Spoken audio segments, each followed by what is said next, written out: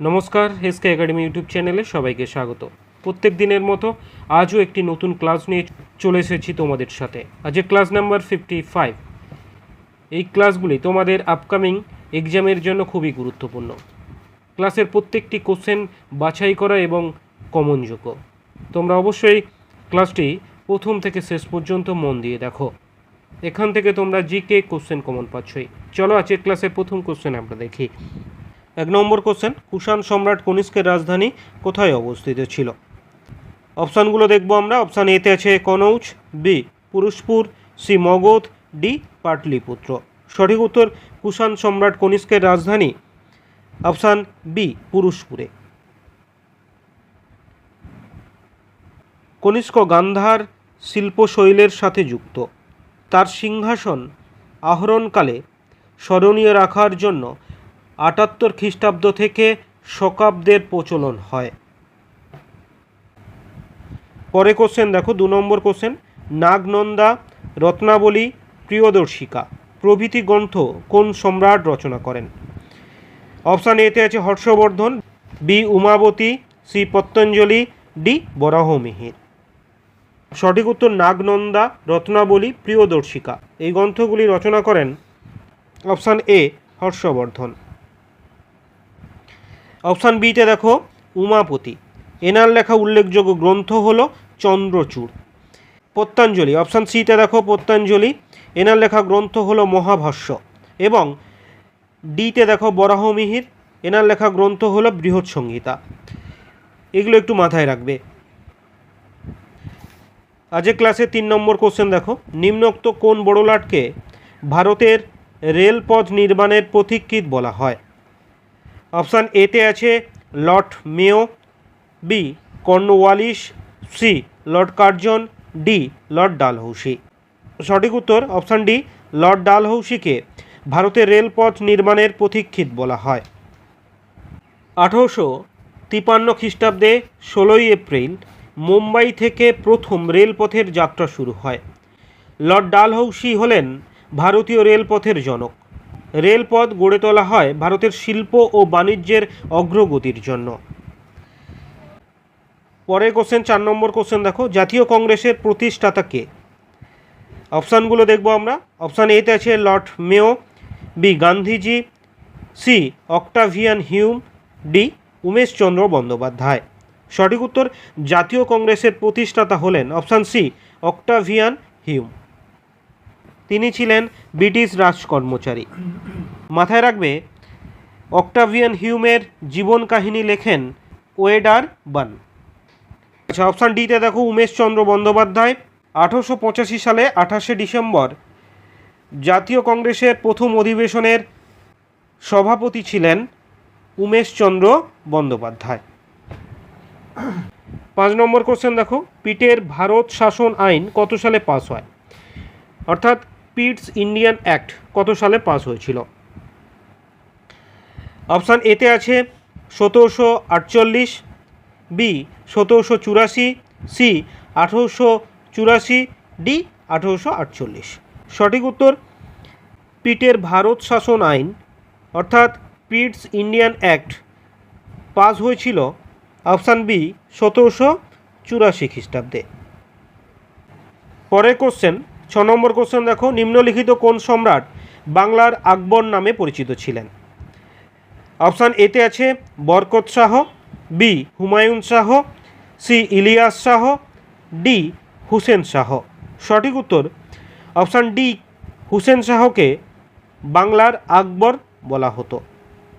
হুসেন শাহর মৃত্যুর পর তার পুত্র নসরত শাহ বাংলার সিংহাসনে বসেন। তাহলে কোশ্চেন আসতে পারে হুসেন শাহর পর বাংলার সিংহাসনে কে বসেন? উত্তর হবে তার পুত্র নসরত শাহ। এটি কিন্তু খুব ইম্পর্টেন্ট কোশ্চেন। চলো পরে কোশ্চেনে যাই। 7 নম্বর কোশ্চেন, পাল বংশের শ্রেষ্ঠ সম্রাট কে ছিলেন?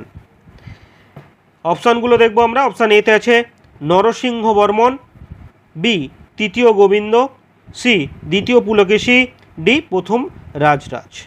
সঠিক উত্তর পাল বংশের শ্রেষ্ঠ সম্রাট ছিলেন অপশান এ নরসিংহ বর্মন। সাতবাহন বংশের পতনের পর পাল বংশের প্রতিষ্ঠা হয়। মাথায় রাখবে প্রথম নরসিংহ বর্মন মহামল্ল উপাধি ধারণ করে। হিউয়েন সাং প্রথম নরসিংহ বর্মনের সময় তার রাজধানী কাঞ্চিতে আসেন। পরের কোশ্চেন দেখো, 8 নম্বর কোশ্চেন, বেদের মন্ত্রের অপর নাম কি? অপশান এতে আছে উপনিষদ, বি অরণ্যক, সি সংহিতা, ডি ত্রয়ী। সঠিক উত্তর বেদের মন্ত্রের অপর নাম হলো অপশান সি সংহিতা। আচ্ছা, অপশান ডিতে দেখো ত্রয়ী। ত্রয়ী হলো বেদের অপর নাম। পরের কোশ্চেন দেখো, 9 নম্বর কোশ্চেন, ঝুলন্ত উপত্যকা নিম্নলিখিত কিসের দ্বারা সৃষ্টি ভূমিরূপের উদাহরণ? অপশান এতে আছে হিমাবাহ, বি নদী, সি আগ্নেয়গিরি, ডি সমুদ্র। সঠিক উত্তর অপশান এ হিমবাহের দ্বারা সৃষ্টি ভূমিরূপ হল ঝুলন্ত উপত্যকা। হিমবাহের দ্বারা ক্ষয়কার্যের ফলে অন্যান্য ভূমিরূপগুলি হল সার্কো, অ্যারেট, এগুলো একটু মনে রাখবে। মাথায় রাখবে নদী প্রবাহের ফলে গঠিত ভূমিরূপ হল জলপ্রপাত, যেমন মন্দকূপ, ভি আকৃতি উপত্যকা, গিরিখাত ইত্যাদি। আচ্ছা, বায়ু প্রবাহের ফলে গঠিত ভূমিরূপকে বলা হয় গৌর, মেশা, বালিয়ারি, বারখান এবং লোয়ের সমভূমি। ঠিক আছে, আজকের ক্লাসে 10 নম্বর কোশ্চেন দেখো, ছত্তিশগড় রাজ্যের রাজধানীর নাম কি? খুব ইম্পর্টেন্ট কোশ্চেন। অপশান এতে আছে Bhopal, B Jabalpur, C Raipur, D Bilaspur. সঠিক উত্তর ছত্তিশগড় রাজ্যের রাজধানী হল অপশান সি রায়পুর। অপশান এতে দেখো ভোপাল, এটি মধ্যপ্রদেশের রাজধানীর নাম। 11 নম্বর কোশ্চেন দেখো, 1938 সালে সর্বপ্রথম কোন কংগ্রেস অধিবেশনে শ্রী সুভাষচন্দ্র বোস সভাপতি নির্বাচিত হন? অপশান এতে আছে কলকাতা, বি হরিপুরা, সি চৌরি চৌরা, ডি ত্রিপুরী। সঠিক উত্তর 1938 সালে সর্বপ্রথম অপশান বি হরিপুরা অধিবেশনে শ্রী সুভাষচন্দ্র বোস সভাপতি হিসাবে নির্বাচিত হন। মনে রাখবে 1939 সালে ত্রিপুরী কংগ্রেসেও সভাপতি নির্বাচিত হয়েছিলেন সুভাষচন্দ্র বসু, কিন্তু কংগ্রেসের প্রবীণ নেতৃত্ববৃন্দর সাথে তার মতবিরোধ দেখা দেয়। নীতিগত বিরোধের কারণে সুভাষচন্দ্র কংগ্রেসের সভাপতি পদ ত্যাগ করেন। 1939 খ্রিস্টাব্দে ত্রিপুরী অধিবেশনে সভাপতি হিসাবে গান্ধীজির প্রার্থী ছিলেন পট্টাভি সীতারামাইয়া। আচ্ছা, 1939 সালে সুভাষচন্দ্র বসু ফরওয়ার্ড ব্লক গঠন করেন। কত সালে? 1939 সালে। দেশবন্ধু চিত্তরঞ্জন দাস ছিলেন সুভাষচন্দ্রের রাজনৈতিক গুরু। এগুলো একটু মাথায় রাখবে। 12 নম্বর কোশ্চেন দেখো, মোহাম্মদ বিন তুগলক তার রাজধানী দিল্লি থেকে কোথায় স্থানান্তরিত করেন? অপশান এতে আছে Tanjore, B Pataliputra, C Devagiri, D Kannauj.